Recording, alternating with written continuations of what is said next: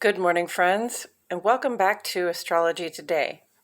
My name is Mel Rose, and I'm here to share your daily aspects. Today is Monday, March 7, 2022.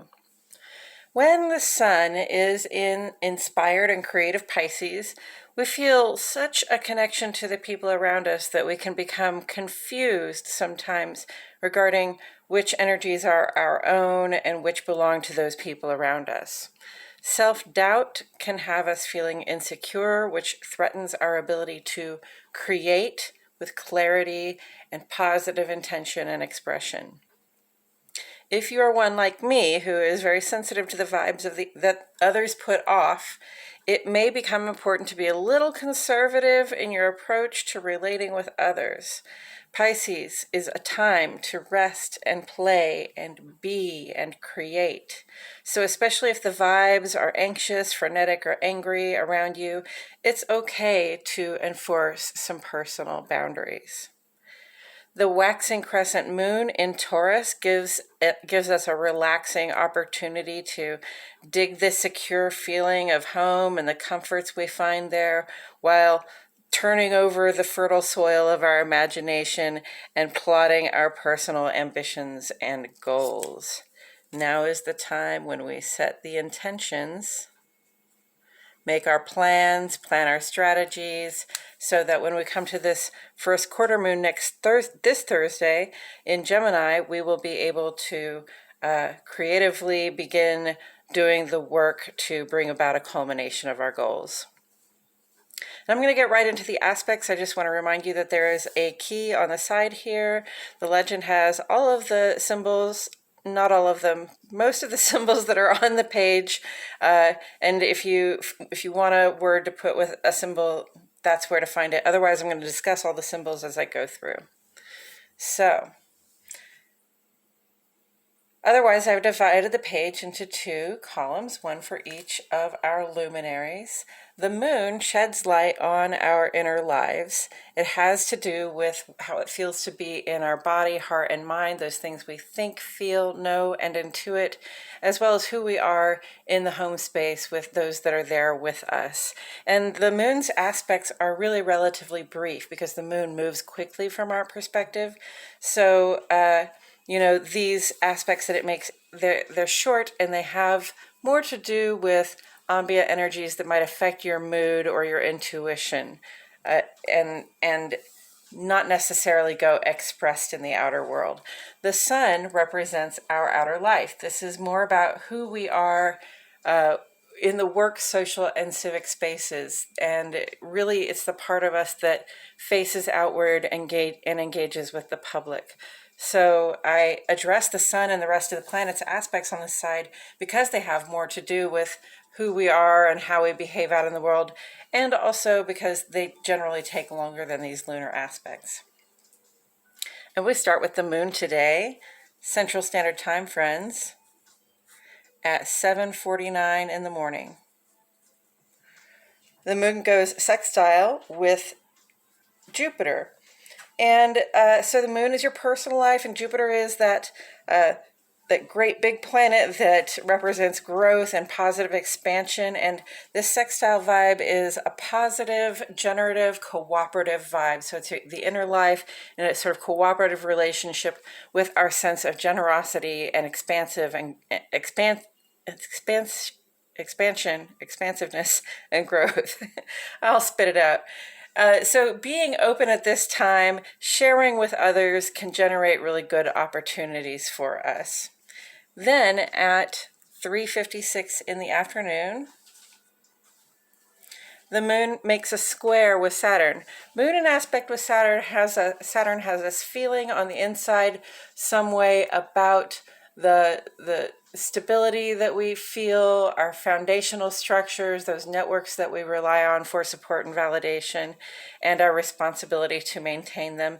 And that square aspect represents the potential for a challenge. So often what I find with the moon square Saturn is that I become impatient, either with, just the rules that I have subscribed to, or the people who are relying on me. Sometimes I just think, gosh, could you rely on me a little bit less? But no, we rely on one another. It's a community. So don't be impatient, because being impatient with our supportive allies can bring a challenge in our lives. And this is really just a 2-hour aspect. They all are. So, if you can get through that 2 hours of feeling a little too restricted, or feeling like you don't really want to have to deal with something that has to do with your foundational security, wait it out, okay? Don't do or say something that you think don't do or say something out of impatience that you might have to keep dealing with later on in the day. And then at 10:03 p.m., the moon goes sextile with Neptune. So moon in aspect with Neptune, this is the inner life and our connection to the human collective, our connection to spirit, in a sextile vibration. So again, that's positive, cooperative, it generates good outcomes. And the note that came to me when I was reflecting on this was that the company we keep is really important, okay, in terms of our capacity to feel supported and to create the experience that we're trying to create for ourselves. Good company will inspire us and lift us up. So if you are keeping company with people who do not inspire you or lift you up, think about it. It is about the company that you keep. And perhaps, think about taking a break from those people who don't inspire you and lift you up. On the sun side of the page, in the ongoing column, I have 2 aspects.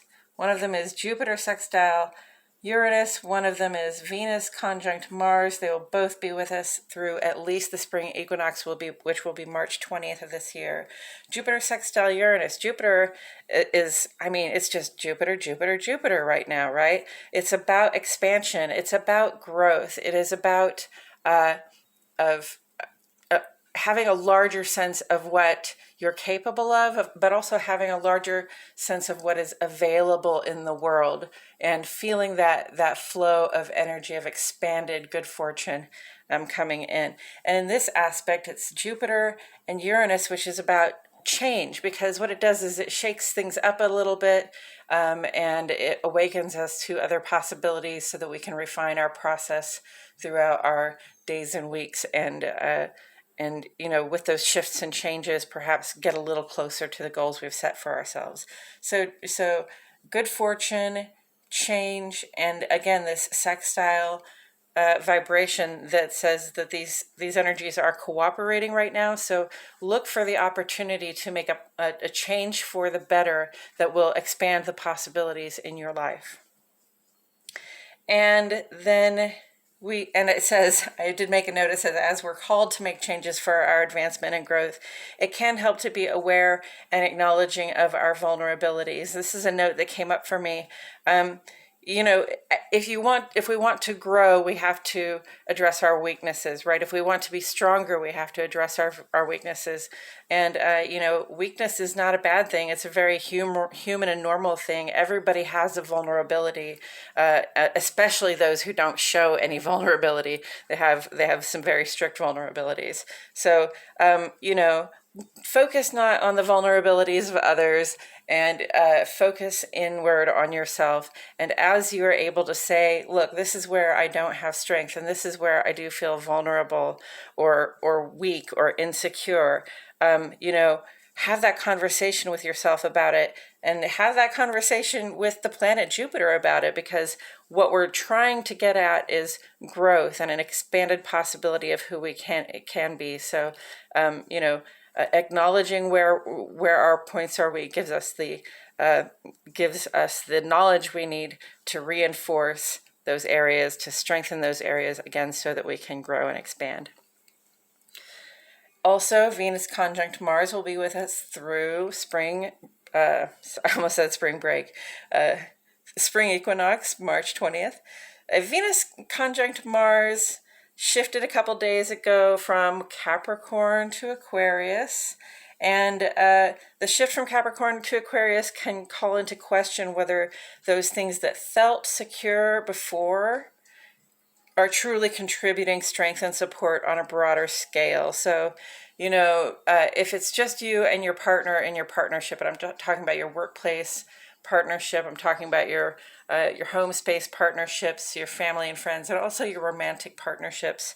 Often if you're in a romantic partnership, especially if you live with that person, if you are committed to them, it's more than just romance, isn't it? It's kind of a business partnership, trying to keep yourselves afloat and create bigger and better things for the both of you. So, when you're inside the confines of that partnership, certain things can feel very secure and helpful. And then when your partnership turns out facing and you start to think about how your partnership fits into the neighborhood, into the family, into the friend group, into the community, how it's functioning there, we might find some things that don't work as well out there as they did in here. So we have to be ready to make that shift, okay, to make our partnership more community available, a little more community friendly, so that we can, again, contribute in our community and therefore have the support of our community. Remember your partnership goals and adapt them for allyship in the outer world. Okay, so then today on the sun side of the page, we have 11:03 a.m. Sun sextile the moon. And this really is an indicator of the phase of the moon. We're about halfway between that new moon and this first quarter moon at this point. So we're still setting our intentions. And in a few days, we're going to move from intending to acting. So that's that signal. And symbolically, it says that my outer life is in a cooperative vibration with my inner life. And that gives us the possibility, again, of generating positive outcomes. So, we talked a little bit yesterday about going with the flow, following your intuitions and your instincts, and how that can be okay. This is another sign that it can be really okay to follow your instincts and, do make the shifts and changes, right, toward that expanded version of yourself, so that you can have those positive outcomes. All right. Your outer life is in cooperation with your inner life. You know what you want. You know how you feel about it. Now you can just pursue it with generative positive outcomes. Coming up this Wednesday, Mercury is going to make ingress to Pisces. So currently, Mercury is in Aquarius with Venus and Mars. So I imagine we're having some conversations right now about how our partnerships work out in our communities. And when Mercury goes into Pisces, Mercury is our intellect. It's our personal thoughts, plans, and communications, and the running around that we do. It's going to become less about our partnership goals as they interface with the public sphere or with the community sphere. And it's going to become more about what we are creating, that inspired capacity for, that expanded capacity for inspiration and creativity. We're going to have a little Mercury up here too for a little bit. And then on Thursday, we'll have that first quarter moon in Gemini, which will give us an opportunity to start acting on the intentions we have set, hopefully to have some culmination on our goals by the full moon, when we'll have something and some time to celebrate. And then on Sunday, the sun will make a conjunct with Neptune. So last couple days, the sun was in conjunct with Jupiter. You see they're all hanging out right here in Pisces. I can probably see a Jupiter conjunct Neptune in the offing. I can definitely see perhaps a Mercury conjuncting both of these in the offing. But not right now, on Sunday, the sun is going to make a conjunct with Neptune, so that's going to shine the spotlight again on our relationship to the community, to the human collective, and also our spirit. It's going to ask us how we stand in the flow of the human spirit, and there might be some actually in the community or public expression of that. All right, so that's the aspects for today. Thank you so much for being here with me today. If you're still with me, I appreciate you so much. Please give me a thumbs up, like my video, subscribe to my channel, hit the notification bell. I post up every day these daily aspects, and I do appreciate you so much for being here.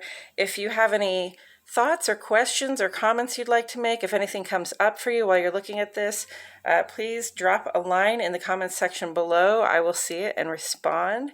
And if this resonates for you, or you feel like it's going to resonate for somebody else that you know, please share it with them. If anything, it helps just not to know that we're the only people experiencing the things that we're experiencing because of the astrological energies, and we're not alone in the energies that are really present for all of us, although they're expressed differently in everybody's life.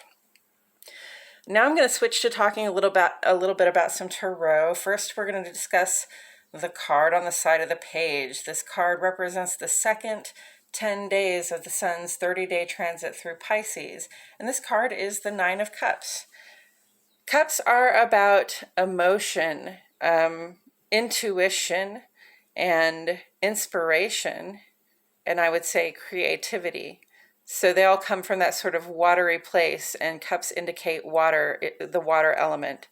And 9 cups, look at this guy. He's very happy with his 9 cups. So it really represents a certain amount of emotional satisfaction, perhaps some creative satisfaction, like I'm happy with the work that I'm doing right now. I find it very inspiring, and look, I have all this art on the wall to show for it. Whether it's, art or whatever it is that you do create, you're feeling satisfied, you're feeling emotionally satisfied about something in your life, perhaps that you have created or that you've put a lot of your heart and soul into.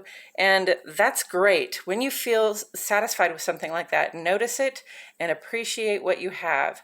Appreciate how well resourced you are, both emotionally, intuitively, and inspirationally. And, express that gratitude and that appreciation also, with your satisfaction.